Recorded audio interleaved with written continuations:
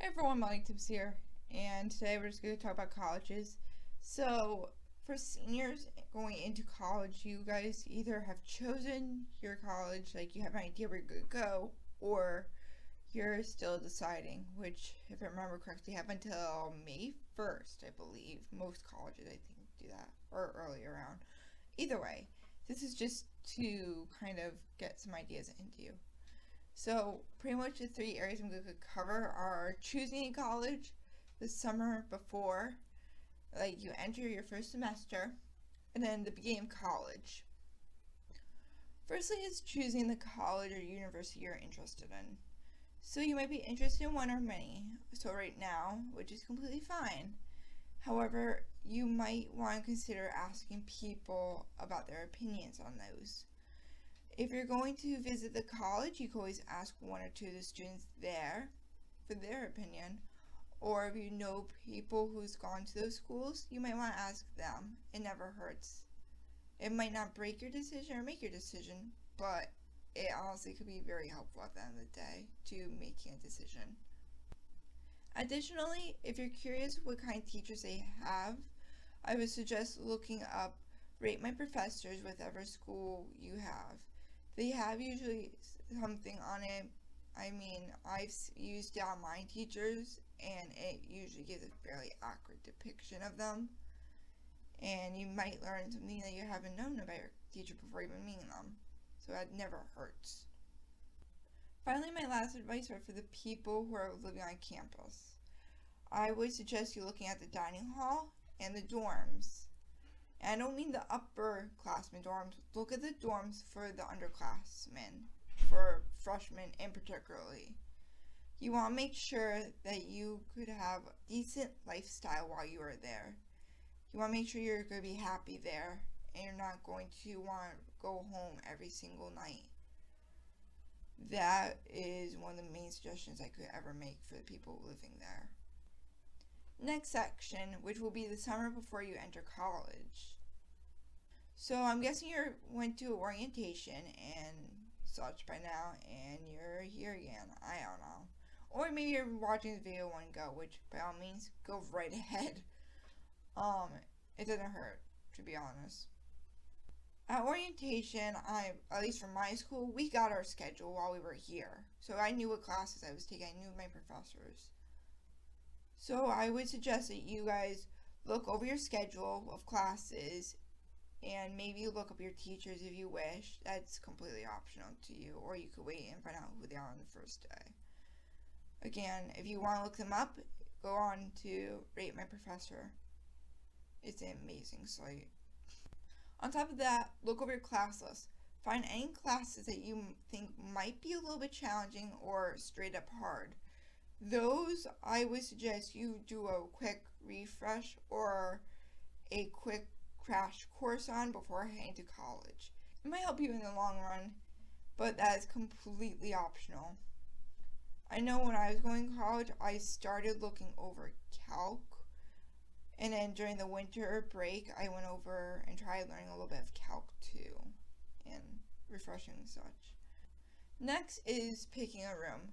I'm going to say right now, I don't know how all these schools work. Some of these colleges will let you choose your roommates, some might not, some might just shove you in with a random roommate based on your survey. However, for the students who do have the option of choosing your room, roommate, and all the above, you might want to hear this. While looking into rooms, if you have access to seeing who's next to you in the rooms, like right now I live in a suite, which pretty much means, or at least for mine, is there's two singles, I'm in one, there's one next to me, there's 4 doubles, there's one room for the RA, and then you have a triple at the end. And you have a bathroom, which for all of us. So one of the suggestions I'm telling you is, for me, if you have a suite and you can see who's in your suite, check to make sure you are going to get along with them. If you do not think you're going to be able to get along with them, you might want to reconsider and think about moving to a different suite or a hall. Since I know not all these dorms are made in suites style, which is pretty much like you're cut off and it's not like just straight halls of people. Last but not least, we're going to go over beginning college or university. I mean, they're the same thing, but yeah, they're school at the end of the day, so here we are. First off, as soon as you get in there and you know classes are running, make sure you find your tutors there. Find your tutoring section, find out how to get in touch with tutors, just in case during one of those years or during that semester even, you need to go to the tutors or something. You can, without being like, where the heck is this area? Like, I would learn it within the first week or two, approximately. Get your surroundings in check. Another thing I would do, which would probably be like the first few weeks, would be finding a group of people who are in your major and pretty much becoming friends with them, or at least become capable of working with them at the very least, just in case you're in group projects or so forth, or if you need help with things. I'm not saying don't become friends with other majors. By all means, please do. It will open your boundaries a lot more. But you should also find a group within your own major. My suggestion would be joining at least 2, if possible, of course. Don't let extracurricular activities get in the way of your grades. Your grades and your GPA are way, way more important than any club or sport or activity you could physically join. Please remember that while you're in school. As much as it's tempting sometimes to be like, hey, I gotta go to my clubs and everything, but I have an essay. Remember, that essay actually counts towards your GPA, and that's gonna be a hell of a lot more important, because at this point, if you get really low grades, your school could easily kick you out or make you repeat certain classes. So, be forewarned. And no, before you're questioning this never happened to me. I just know because I keep track of my grades, and I know this. Speaking of grades, I always suggest them at least every other week, if not weekly.